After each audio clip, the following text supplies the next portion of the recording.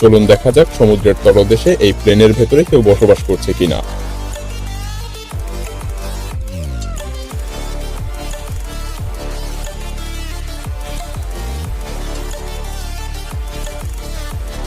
সমুদ্রের তলদেশে স্পঞ্জিপ ছাড়াও আপনি অতীতের যুদ্ধের ক্ষতচিহ্ন সহ কখনো কখনো বেশ বিরল বস্তুও খুঁজে পাবেন। উদাহরণস্বরূপ এই জুনকেটস JU-87 বোম্বার প্লেন।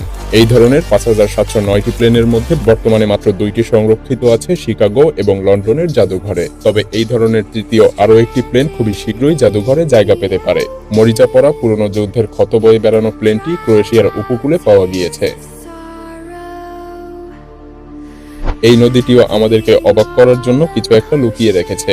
মূলত এই দুই বন্ধু নদীর তলদেশে অনেক পুরনো একটা বোল্ট অ্যাকশন রাইফেল উদ্ধার করেছে, যেটি তৈরি করেছিল অট্রাইসি নামক এক জার্মান ব্যক্তি, সেটাও কিনা 1827 সালে।